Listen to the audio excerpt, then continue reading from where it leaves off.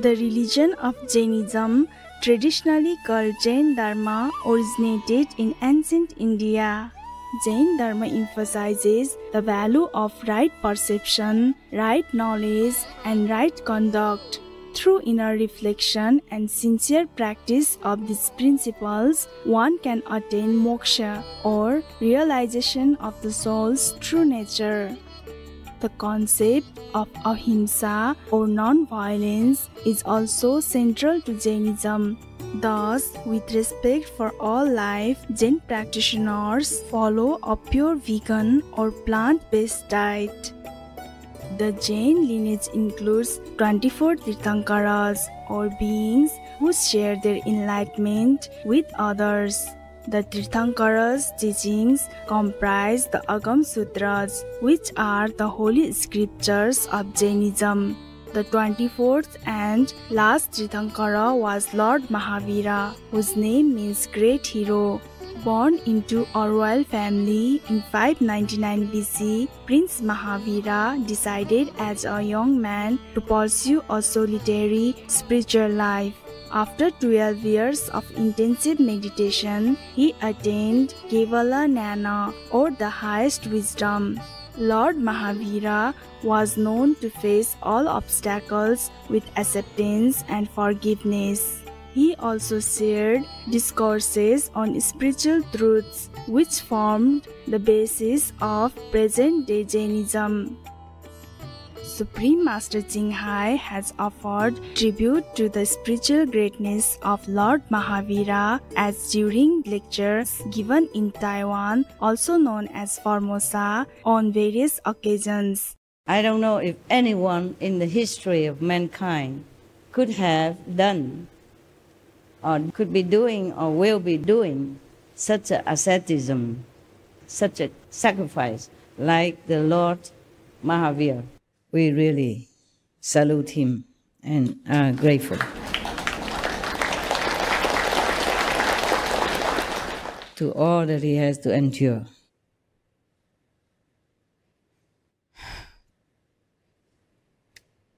For enlightenment, for the sake of others, yes. All these sufferings are not for naught. They would benefit the world in some way or another, even without the Lord Mahavira knowing, or even without the world people knowing or being grateful for. We present to you today excerpts from Jain Ethics 12 Vows of the Lay Person. The 5 great vows can be adopted by monks who are very keen about the upliftment of their souls and ready to sacrifice all worldly enjoyments and family ties. For those who want to remain in family life and for whom complete avoidance of the 5 principal sins are difficult, Jain Ethics specifies the following 12 vows to be carried out by the householder. Of these 12 vows, the first 5 are main vows of a limited nature. They are somewhat easier in comparison with the great vows. The great vows are for the monks. The next 3 vows are known as merit vows, so called because they enhance and purify the effect of the 5 main vows and raise the value manifold. They also govern the external conduct of an individual. The last 4 are called disciplinary vows.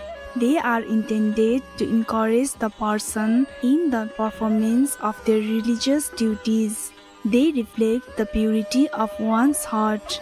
They govern one's internal life and are expressed in a life that is marked by charity. They are preparatory to the discipline of an ascetic's life. 3 merit vows and 4 disciplinary vows together are known as the 7 vows of virtuous conduct. A person may adopt these vows according to his individual capacity and circumstances, with the intent to adopt ultimately as a great vow.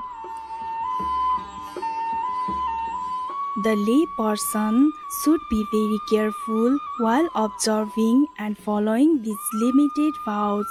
These vows, being limited or restricted, may still leave great scope for the commitment of sins and possession of property. The 12 vows are described as follows. 5 main vows of limited nature. 1. Non-violence vow. 2. Truthfulness vow. 3. Non-stealing vow.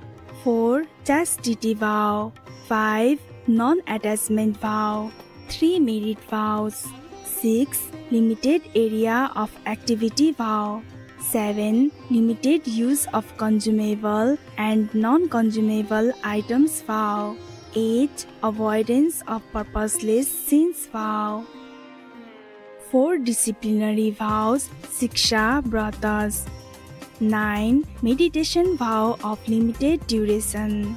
10. Activity vow of limiting space. 11. Ascetics life vow of limited duration. 12. Limited charity vow, Atithi Samvibhaga Vrata. 1. Non-violence vow. In this vow, a person must not intentionally hurt any living being, plants, animals, humans, etc., or their feelings, either by thought, word, or deed, himself, or through others, or by approving such an act committed by somebody else. Intention in this case applies to selfish motive, sheer pleasure, and even avoidable negligence. His agricultural, industrial, occupational, living activities do also involve injury to life, but it should be as minimal as possible through carefulness and due precaution. 4 stages of violence are described. Premeditated violence, to attack someone knowingly. Defensive violence, to commit intentional violence in defense of one's own life. Vocational violence, to incur violence in the execution of one's means of livelihood. Common violence, to commit violence in the performance of daily activities. Premeditated violence is prohibited for all. Common violence is accepted for survival, but even here one should be careful in preparing food, cleaning house, etc. This explains the Jains' practices of filtering drinking water, veganism, not eating meals at night, and abstinence from alcohol. Non-violence is the foundation of Jain ethics. Lord Mahavira says one should not injure, subjugate, enslave, torture, or kill any living being, including animals, insects, plants, and vegetables. This is the essence of religion. It embraces the welfare of all animals. It is the basis of all stages of knowledge and the source of all rules of conduct. 2. Truthfulness vow. The second of the 5 limited vows is truth. It is more than refraining from falsehood. It is seeing the world in its real form and adapting to that reality. The vow of truth puts a person in touch with his inner strength and inner capacities. In this vow, a person avoids lies such as giving false evidence, denying the property of others entrusted to him, avoid cheating others, etc. The vow is to be followed in thought, action, and speech, and by doing it himself or by getting it done through others. He should not speak the truth if it harms others or hurts their feelings. He should, under these circumstances, keep silence. 3. Non-stealing vow. In this vow, a person must not steal, rob, or misappropriate others' goods and property. He also must not cheat and use illegal means in acquiring worldly things, nor through others or by approving such an act committed by others. 4. Chastity vow. The basic intent of this vow is to conquer passion and to prevent the waste of energy. Positively stated, the vow is meant to impart the sense of serenity to the soul. In this vow, the householder must not have a sensual relationship with anybody but one's own lawfully wedded spouse. Even with one's own spouse, excessive indulgence of all kinds of sensual pleasure should be avoided. 5. Non-possession, non-attachment vow.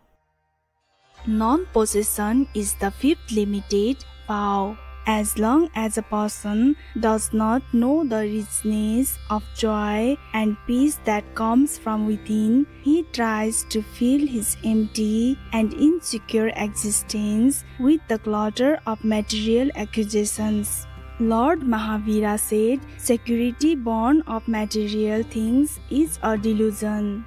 To remove this delusion, one takes the vow of non-possession and realizes the perfection of the soul. One must impose a limit on one's needs, acquisitions and possessions such as land, real estate, goods, other valuables, animals, money, etc. The surplus should be used for the common good. One must also limit the everyday uses of number of items or articles and their quantity. This Jain principle of limited possession for householders helps in equitable distribution of wealth, comforts, etc. in the society. Thus, Jainism helps in establishing socialism, economic stability, and welfare in the world. Non-possession, like non-violence, affirms the oneness of all life and is beneficial to an individual in his spiritual growth and to the society for the redistribution of wealth. Attentive viewers, it's been a pleasure to have your company on today's Words of Wisdom.